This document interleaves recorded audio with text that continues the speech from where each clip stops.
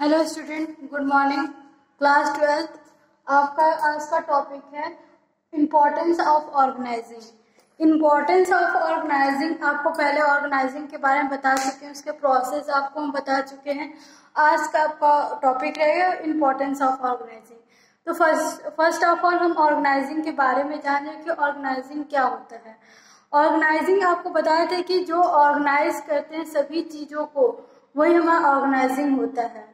सभी आप जो आपके रॉ मटेरियल है, फाइनेंस है, ह्यूमन रिसोर्सेस है, सभी चीज़ों को हम अरेंज करके ऑर्गेनाइज कर करके ऑर्गेनाइजेशन में यूज़ करते हैं, वही हमारा ऑर्गेनाइजिंग होता है।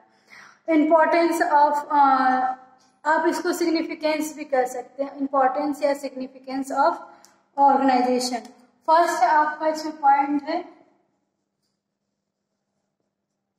Fit of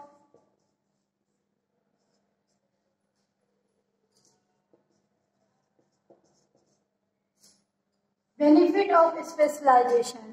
benefit of specialisation में क्या होता है कि हमको जब हमारे वर्क डिवाइड कर दिए जाते हैं स्मॉल यूनिट्स में, और हमको सभी को पता है कि हमको इस डिपार्टमेंट में ये जॉब करना, सबके जॉब को असाइन कर दिया जाता है, तो वही हमारा बेनिफिट ऑफ स्पेशलाइजेशन होता है। कोई एक वर्क को हम करते करते हम क्या हो जाते हैं, स्पेशलाइज हो जाते हैं। आपको एक ही वर्क मिलेगा डेली करने के लिए, तो आप उसमें क्या हो जाएंगे, स्पेशलाइज हो जाएंगे। जैसे आपको फाइनेंस प्रोडक्शन डिपार्टमेंट में है, आपको प्रोडक्शन की चीज़ों के लिए दे दी गई कि आपको प्रोडक्शन करना है, तो आपको सभी रॉ मटेरियल पता है कि कहाँ से मिलेगा। आप उस चीज़ों को मतलब आप किस प्लेस पे जाकर देख सकते हैं, आपको सभी प्लेस के बारे में नॉलेज होगा कि यहाँ यहाँ रॉ मटेरियल मिलता है। तो आपको किसी एक यूनिट ऑफ वर्क के लिए आपको जॉब दी गई है, तो जिससे आपको क्या होता है कि उस वर्क को करते करते आप स्पेशलाइज हो जाते हैं। Second thing, clarity in work relationship. Second है आपका क्लियरिटी, जो आपका क्लियरिटी इन वर्क रिलेशन है।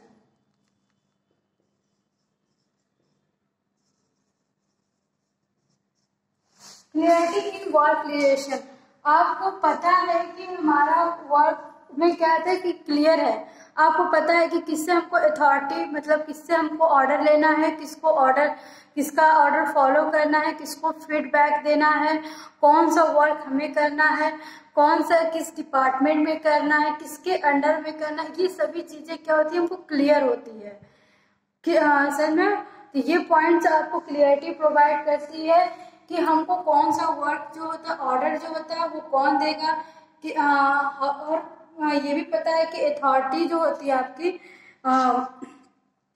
जो भी कुछ अथॉरिटी और रिस्पॉन्सिबिलिटी जो होती है कि हर एक लेवल को दी जाती है। टॉप मैनेजमेंट तो उसके पास पूरी अथॉरिटी रहती है, लेकिन हर एक लेवल पे आपको अथॉरिटी और रिस्पॉन्सिबिलिटी दी जाती है कि आप कोई भी डिसीजन ले सकते हैं। तो आपके जो सुपरवाइजर हैं, जो भी आपके हेड हैं, उन सभी को पता रहता है कि हमको वर्क क्या करना है, कैसे करना, किससे डायरेक्शन लेना है, किससे ऑर्डर लेना है, ये सभी चीज़ें इस पॉइंट में आपको रहती है। और आपका थर्ड पॉइंट है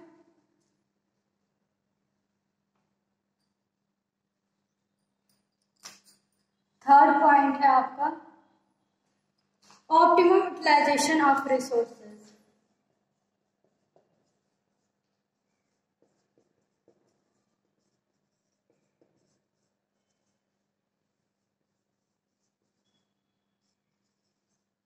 ऑप्टिमम यूटिलाइजेशन ऑफ रिसोर्सेज, आपको पता ही है कि जब हमको सारे वर्क डिवाइड है, स्मॉल पार्ट में डिवाइड है, स्मॉल यूनिट में डिवाइड है, हमें पता है कि हमको प्रोडक्शन से रिलेटेड वर्क करना है, हमें पता है सेल्स से रिलेटेड वर्क करना है, हमें पता है कि मार्केटिंग से रिलेटेड वर्क करना है, हमको कितने मटेरियल यूज करना है। ये सभी चीज़ें जब क्लियर रहेंगी तो हम ऑप्टिमम यूटिलाइजेशन के रिसोर्सेज के थ्रू क्या कर सकते हैं, वर्क कर सकते हैं।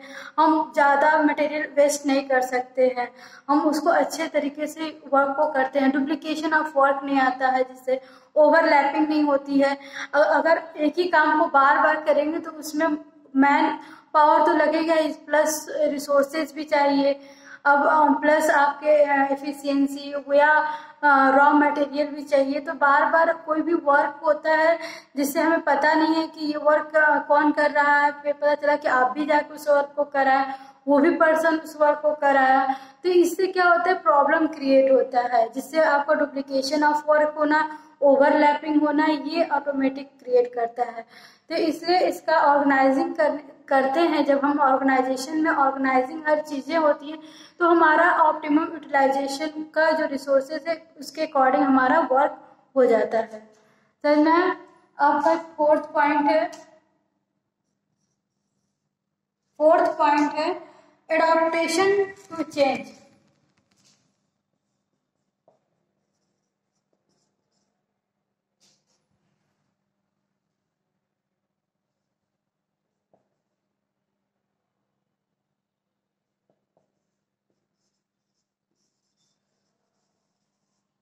Adaptation to change.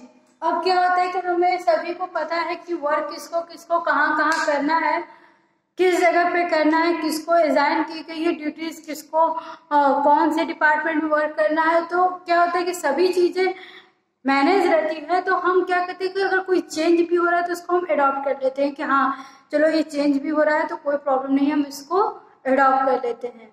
तो ये चेंजेस अडॉप्ट करने में ज़्यादा आपको मतलब वर्क में आपको एफिशिएंसी प्रोवाइड करता है, जिसकी वजह से आप क्या कर सकते हैं, एडॉप्टेशन टू चेंज अडॉप्ट कर लेते हैं। चेंज को आप क्या करते हैं, एक्सेप्ट कर लेते हैं कि हाँ ठीक है ये चेंजेस ज़रूरी है। अगर नई टेक्नोलॉजी नई चीज़ें आ रही हैं, अगर वो चेंज हो रहे हैं या मार्केट में कोई चीज़ें चेंज हो रही हैं प्रोडक्शन से रिलेटेड या मार्केटिंग से रिलेटेड या आपके टूल्स है उससे रिलेटेड, तो आप उस चेंजेस को अडॉप्ट करने के लिए तैयार रहते हैं। क्योंकि अगर आपको पता है कि हमारा सारा वर्क मैनेज है, तो उसके अकॉर्डिंग आप एडॉप्टेशन टू चेंज को अडॉप्ट कर लेते हैं। फिफ्थ है effective administration.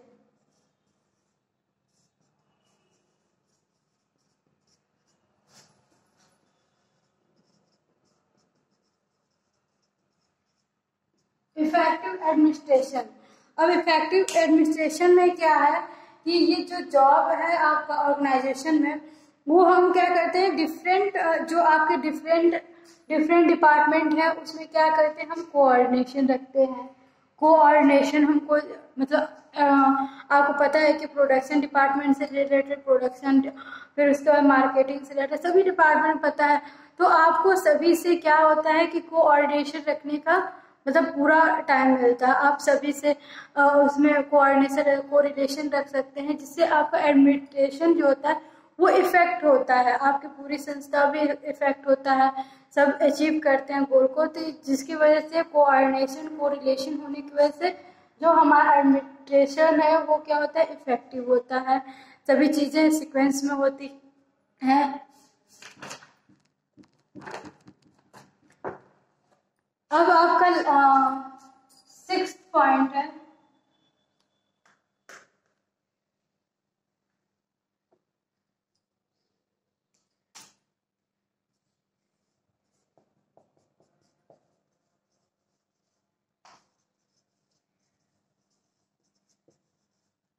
Expansion and growth. देखिए एक्सपेंशन एंड ग्रोथ, और एक पॉइंट और लिख देते हैं आप लोग को, expansion and growth development of personal.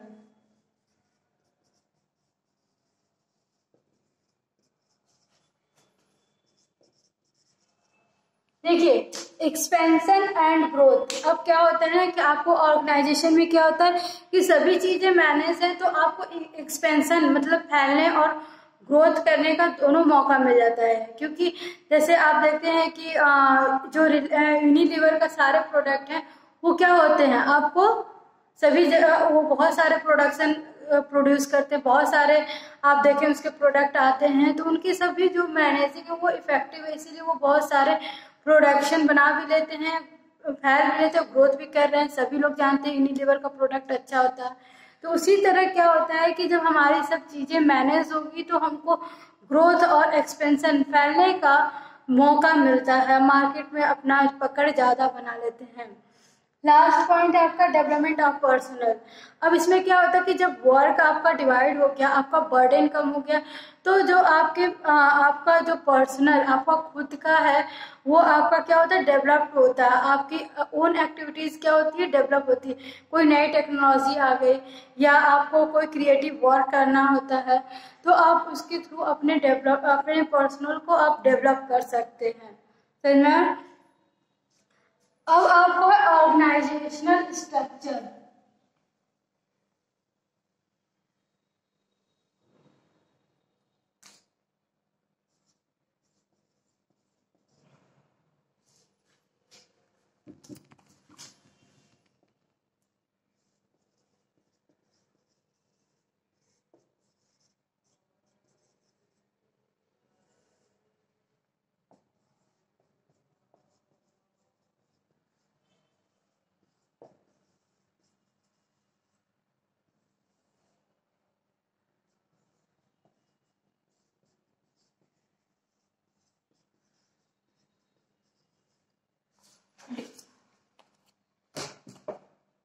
Organisational structure जो है आपका इसमें आता है, पहले हम ऑर्गेनाइजेशनल स्ट्रक्चर देख लेते हैं।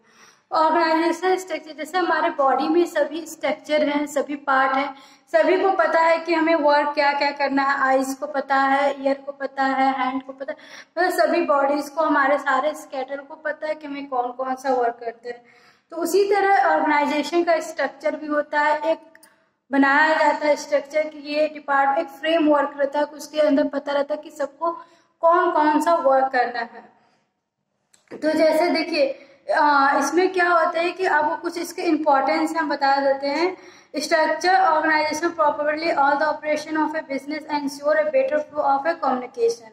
अब आपको सभी चीजें मैनेज है, सभी तरीके से ऊपर से नीचे, आपको टॉप से मिडिल लोअर लेवल तक सभी चीजें मैनेज है।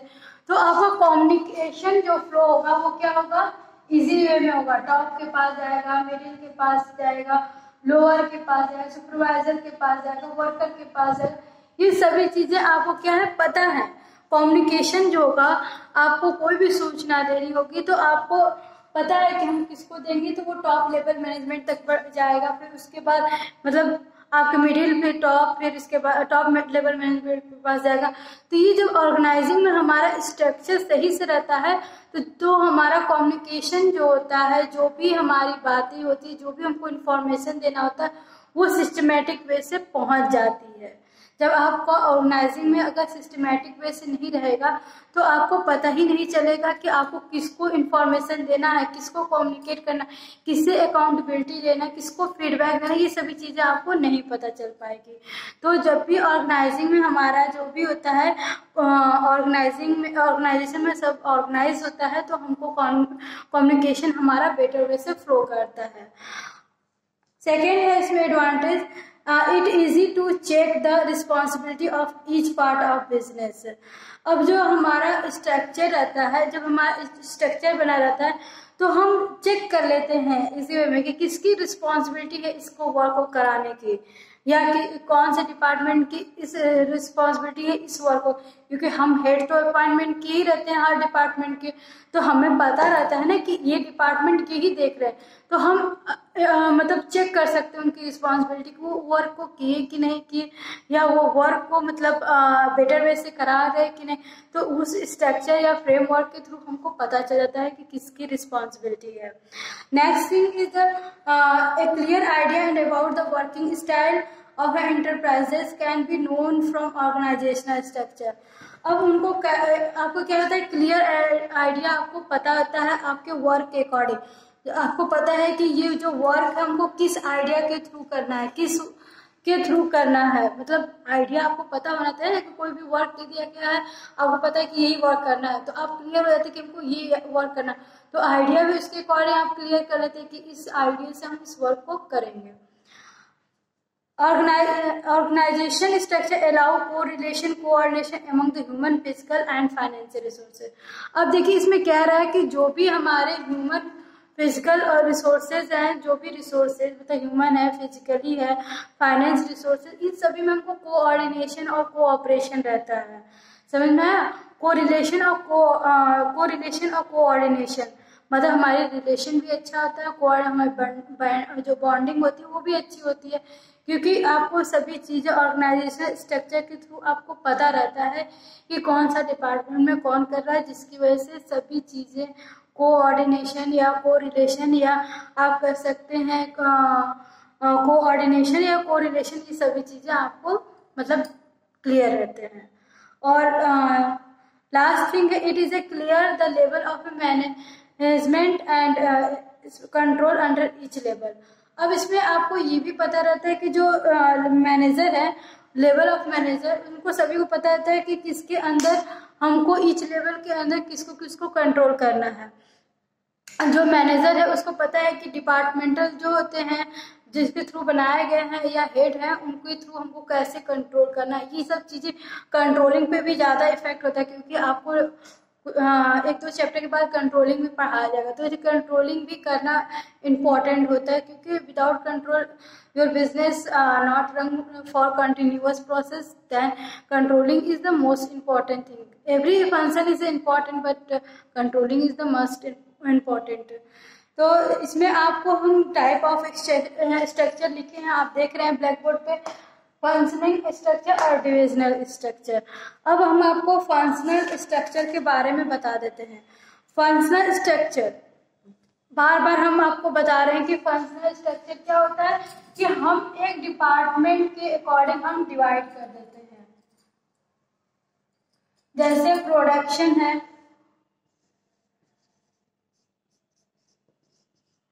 सेल्स है, मार्केटिंग है, HR है, फाइनेंस है, मतलब ये सभी चीजें हैं, फाइनेंस है, ये सभी चीजें। तो प्रोडक्शन से जितने भी वर्क रिलेटेड हैं, हम प्रोडक्शन में ही उसको इंक्लूड करेंगे। सेल्स से जितने भी रिलेटेड वो सेल्स में इंक्लूड होंगे, मार्केटिंग से जितने मार्केटिंग में, और फिर उसके बाद HR से है, फाइनेंस से रिलेटेड, सभी के डिपार्टमेंट में हम उसको डालेंगे।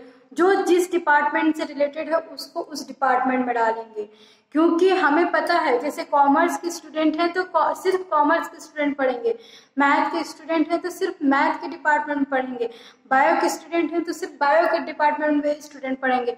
अगर हम सभी को मिक्स करके पढ़ाएंगे तो हम किसी को भी नहीं पढ़ा पाएंगे, ना बच्चे पढ़ पाएंगे ना टीचर पढ़ पाएंगे। तो इसीलिए हर डिपार्टमेंट को डिवाइड किया गया है, जिसकी वजह से हम क्या होता है कि हर डिपार्टमेंट को डिवाइड किए तो हमारा फोकस, हमारा वर्क, हमारे जो भी रिस्पॉन्सिबिलिटी, अथॉरिटी, मतलब सभी चीज़ें हमको क्लियर होती है।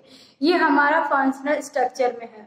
इसमें बुक में भी दिया है, आप पढ़ सकते हैं कि जो हमारा group keeping mind in the function और the job, then it is a called a functional structure. For example all the job related to production और group in a production department. जो भी आपके प्रोडक्शन से रिलेटेड हो वो production department में रहेंगे, related to sales in sales department में रहेंगे, रिलेटेड टू परचेज तो परचेज डिपार्टमेंट में रहेंगे, और इसी तरह सभी डिपार्टमेंट आपको दिए रहेंगे। डिपार्टमेंट के अकॉर्डिंग हम क्या करेंगे, इनको डिवाइड करेंगे।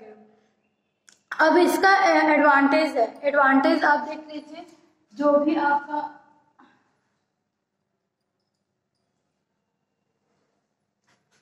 इसका एडवांटेज है, फर्स्ट एडवांटेज है आपका occupationally specialisation.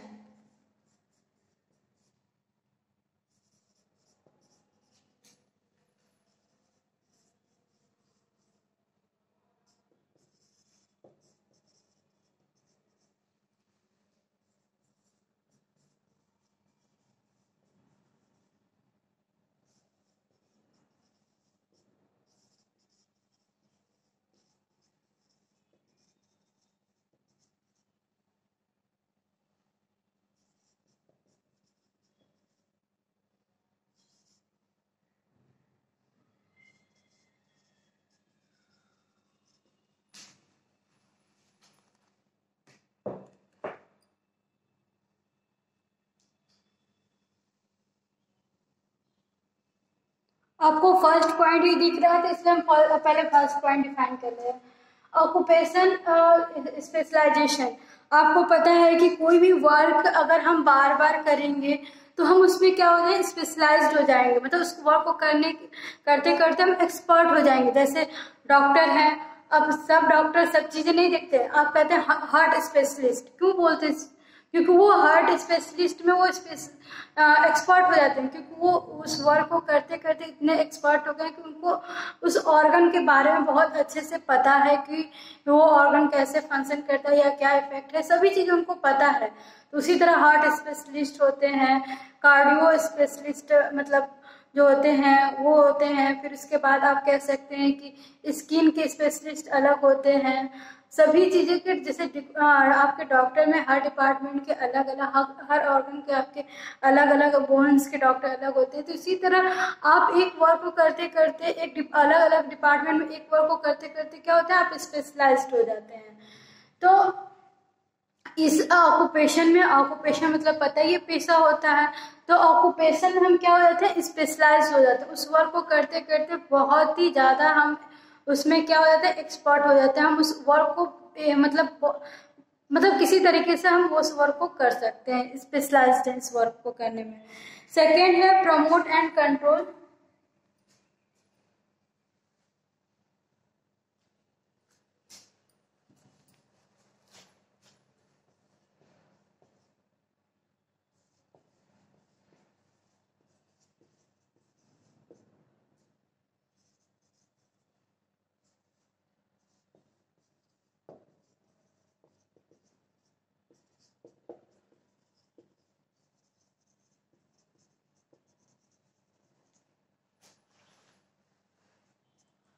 Promote control and coordination with department. अब इसमें क्या होता है कि हम जो भी आपके डिपार्टमेंट में है उसमें क्या करते हैं, कंट्रोल और कोऑर्डिनेशन को प्रमोट करते हैं। जब ऑर्गेनाइजिंग होगा, अच्छा पहले ही बताएं कि हर डिपार्टमेंट में क्या हो जाता है, आपका प्रमोट ये कोऑर्डिनेशन भी हो जाता है, कंट्रोल भी हो जाता है। बुक में कुछ वर्ड है, due to similar activities grouped, जैसे एक ही वर्क को दूसरा भी, अब प्रोडक्शन डिपार्टमेंट में है तो कई वर्क होंगे ना, तो प्रोडक्शन में ही आपके बहुत सारे वर्क होते हैं। रॉ मटेरियल से हो सकता है, कोई प्रोडक्ट को कोई बना रहा होगा, तो ये सब चीजें क्या प्रोडक्शन लेवल में कई आपके लेवल होंगे, तो उसमें भी वर्क काम कर रहे होंगे। तो इसमें बोल रहा है कि जो सिमिलर एक्टिविटीज ग्रुप है एक डिपार्टमेंट, वो easy supervisor and better control कर सकते हैं। सुपरवाइज इजी तरीके से कर सकते हैं और बेटर कंट्रोल कर सकते हैं।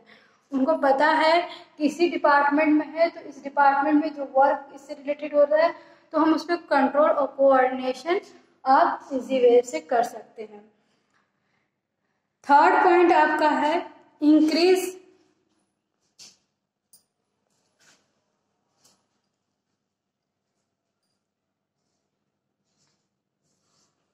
थर्ड पॉइंट है आपका इंक्रीज